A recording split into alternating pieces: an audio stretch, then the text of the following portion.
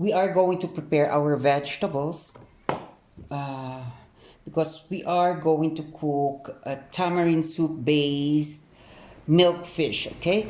And this recipe is applicable to pork and to chicken, okay? So you can use this recipe in many fishes too, especially what do you call it? Freshwater fishes and also other ocean fishes, okay? Yeah, if you wanted to use with your grouper or your try experimenting on other fishes. Okay, but today we will use the common fish that's cultivated in the Philippines, which is the milkfish. Okay, you can also use this in other dishes like kare-kare in the Philippines, which is a stew which has peanut sauce. Okay, so there, first we are going to prepare the heart of the banana. We call this the heart of the banana, and however you want to call it. Okay, this is where the uh, banana fruit grows from. Okay, so when they're young, they look like that. Okay, when they haven't developed yet. So some people would clean this and remove those, okay, because it's not uh, I guess it's hard and it's difficult to cook, okay? So there. Okay, so we can remove the leaves and do that, and do it, you clean it one by one, or you can do it the easy way to just chop it finely, okay? And me, I will do that. I'll just chop it finely because that's still edible, okay? It's just a little bit what do you call that? Yeah, it doesn't really, you cannot really determine which is one is harder and not, okay? So there, I just cut it into half because actually this is a lot for me. So I will be using this for my kare-kare, and I will be sauteing some and mix it with tripe or pork, whatever I can think of. And these are also good for mixing with pork heart or lungs, pig heart or pig lungs, okay? So just like that, and chop it finely. Yeah, I've done this a lot of times and it worked. It doesn't really matter, but for others, they really are very, very, very particular. But I don't think you have to be that particular when it comes to vegetables. They just have to be fresh, and you just have to remove the bitterness, because as you can see, there is a sap here, okay? That's a sap there, and that's the bitter one. So we have to squeeze that at the end of the, when we finish cutting this one, okay? I need a sharper knife. There, we're done chopping our banana heart.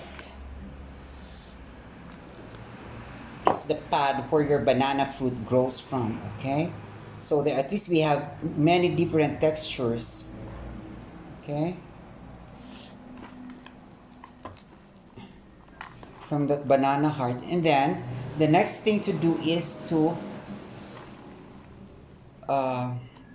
sprinkle some salt, whatever salt you have. Yeah, I use rock salt. It's cheap, and I guess it's more tasty and more nutritious.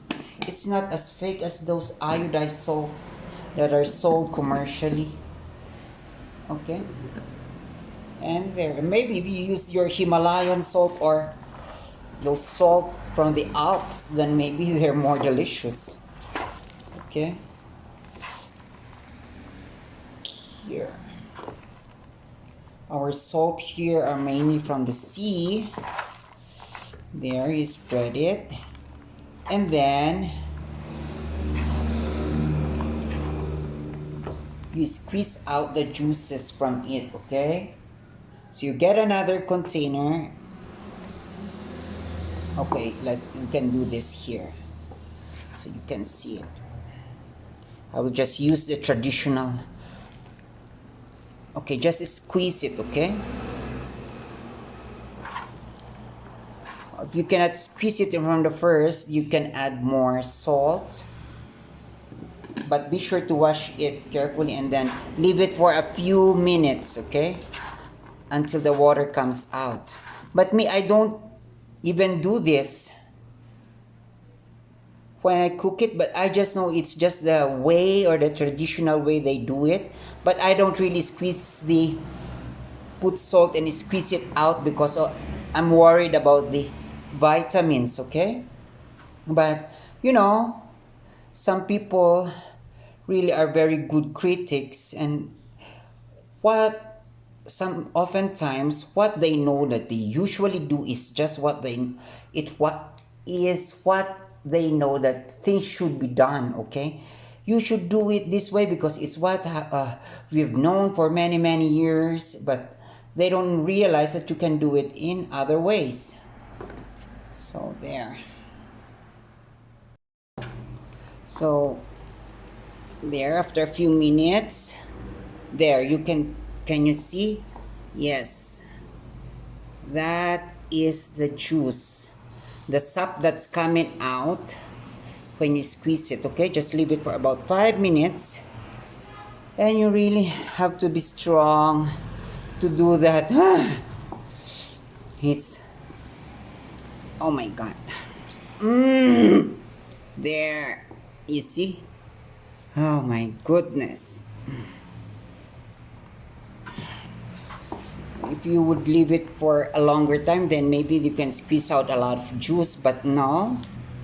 We just want some bitterness to be there, to be out from the banana. But it's really not bitter, you know? Maybe it's just the way you cook it. So there, the longer the salt soaks from in your banana leaves, in your banana heart, the more liquid comes out. It's a principle even in making kimchi, etc. In your preserving your foods, pickles. That's the principle. Okay, so and then after that you wash it with water. Yeah, I use the same container. I just put a little water to wash our vegetable. Okay, if you want, you can put some vinegar, but it might affect the taste. Okay, but I guess this is organic. Usually what they're selling is organic. When it comes to these banana leaves, they are just backyard plants. Okay,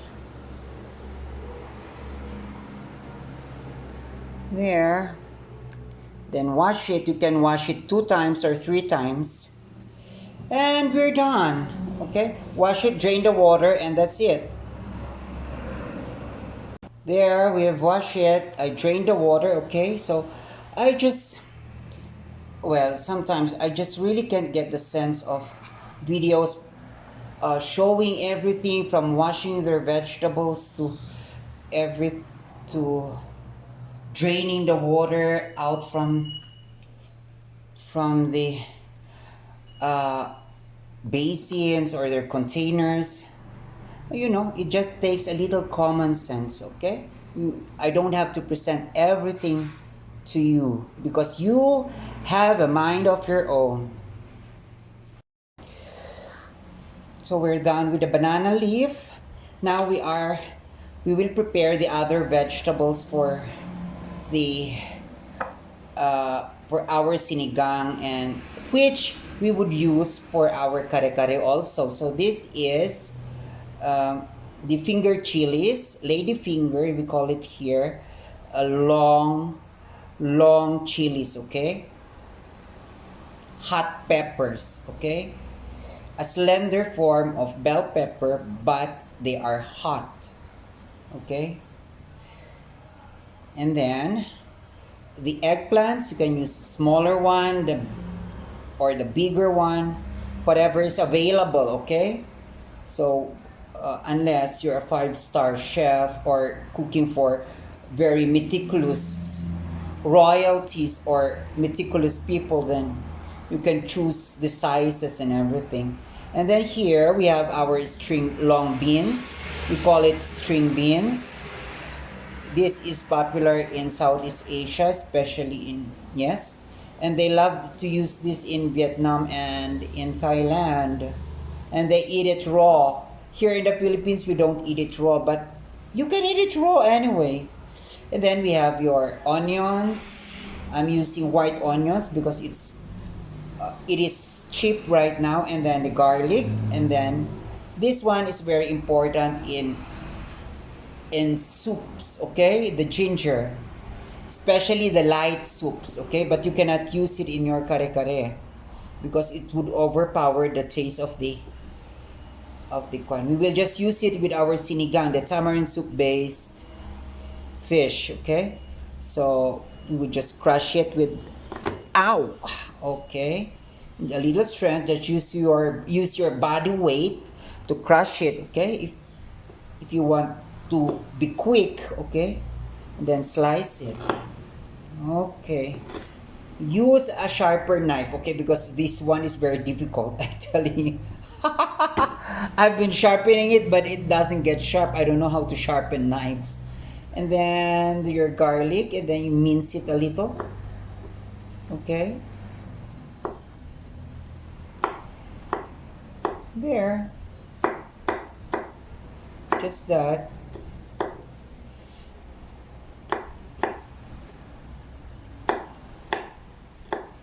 Then your onions.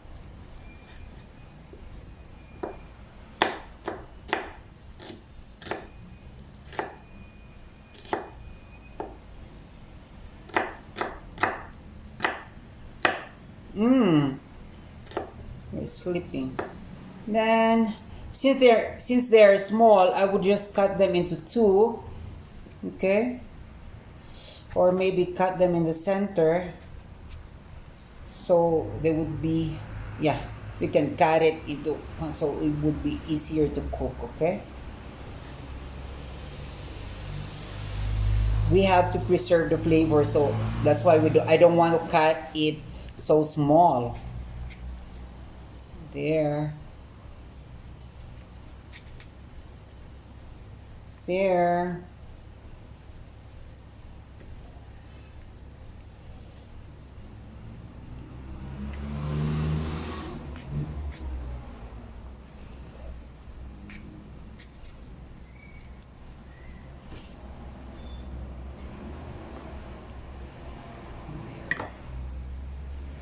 It's very rare that you will eat in a restaurant with a delicious tamarind soup based fish, okay?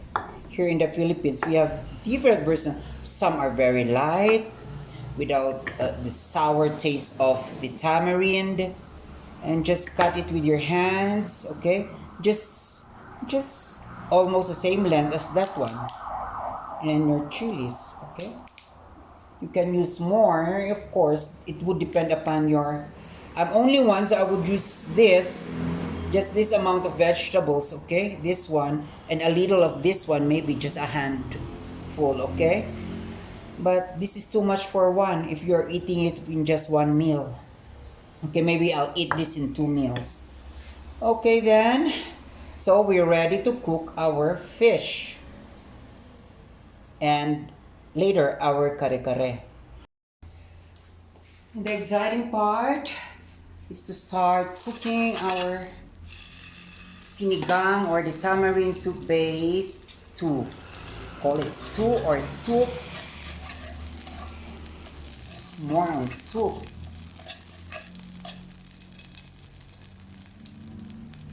Okay, I'm using the lard of the beef that and the pork. Yeah, so it's more tasty. Then we'll put our ginger because ginger are more difficult to cook and doesn't cook it. Yes, are more difficult to cook. And then our onions. Yeah. And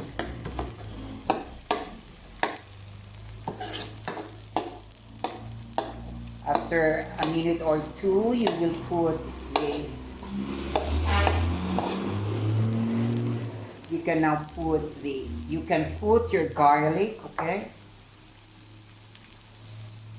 Until they're a little bit brown, and then you wait until they are a little bit brown, okay?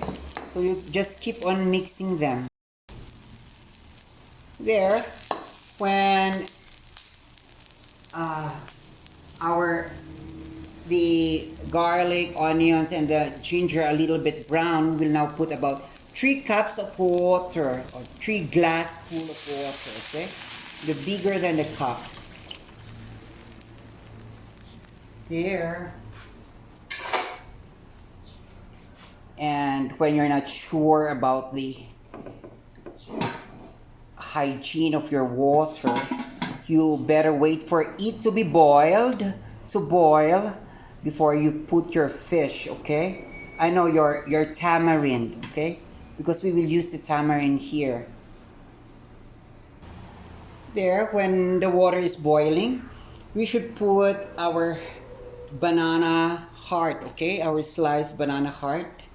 You've seen the presentation, so we'll just put a handful of it, okay? And then, since it's more difficult to cook, you put first the vegetables that are more difficult to cook.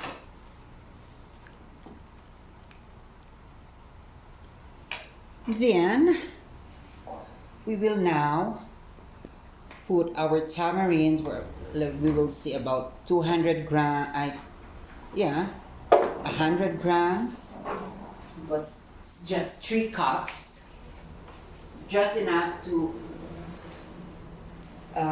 make our soup sour. So there, you soak it,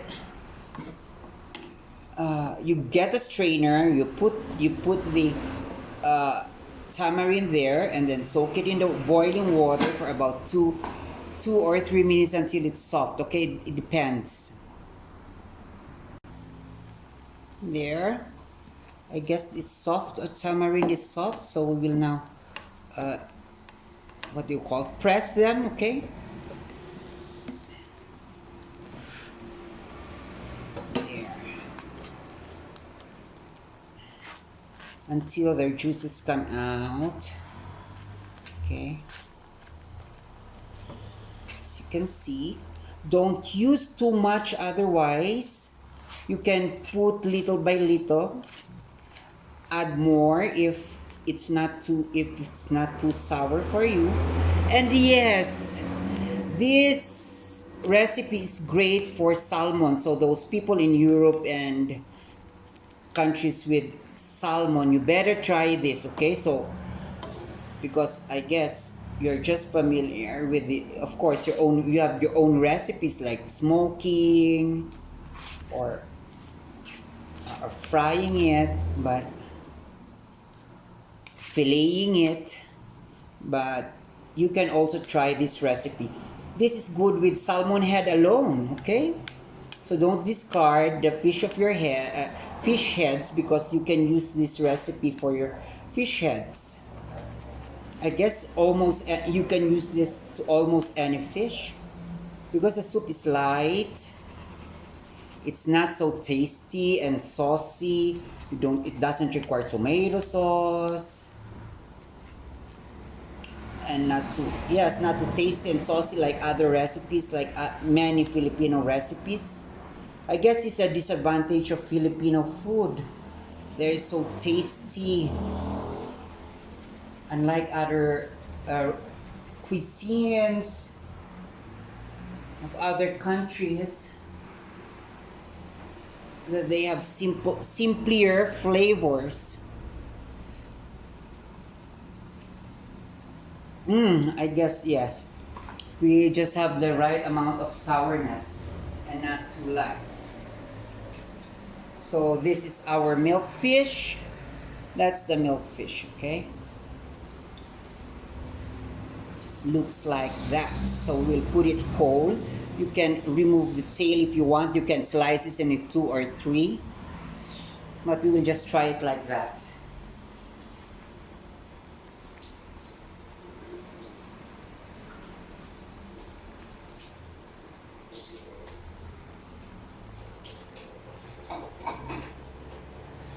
And then leave it for about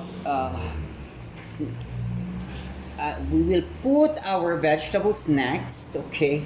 Sorry, because we don't want our vegetables to be overcooked, okay? So this fish is just good for to be cooked for about 5 to 10 minutes to 15 minutes, okay? Do not overcook it, otherwise it would be yeah, a little bit tougher.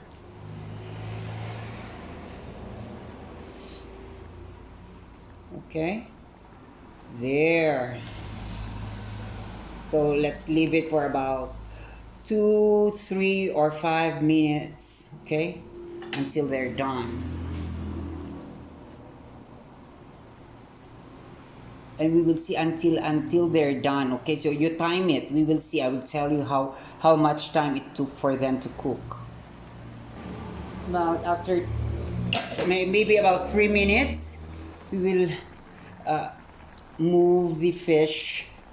We will put it on the other side, okay? Because it's nice if all the water is covering our fish, so we don't have to invert it. There. So we have to remove the tail because it's already soft. Then there. One tip for the fish is when the eye pops out, then it means it's cooked, okay? In cooking fish, that's what they say. And I guess it's true. I think our fish is almost done, so we have to put a little salt. Maybe a teaspoon, okay? According to your taste. And please don't put sugar, okay? Well, unless it's your taste, then you can. Why not? But I guess it's ridiculous if you put sugar. If you want it a little bit more tasty, like the taste of an MSG, then you can put MSG. But do not substitute sugar for this dish. We will add more salt.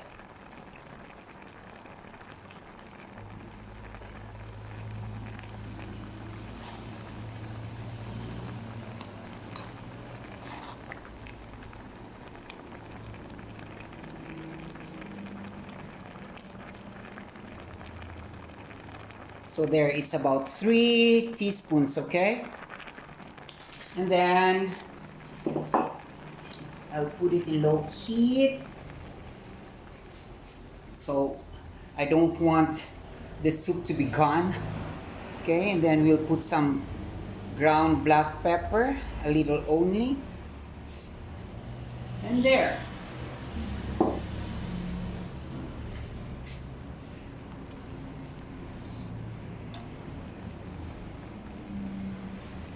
That is our fish.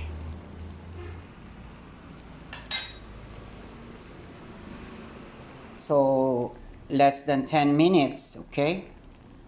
cooking for the fish. I guess it's just about 5 minutes. And we will open it later, okay? So we will see if our fish is cooked in that 5-minute cooking, okay? By the way, when you buy your fish, you tell your fishmonger to clean it and be very specific because some won't do it for you, especially here. So there, it's not bloody and it's not too overcooked, okay? There. So in just 5 minutes, our fish is done unless it's not frozen, so you can cook it in 5 minutes. But if it's frozen and it's really like ice, then we cook it longer, okay? There. See you again next time.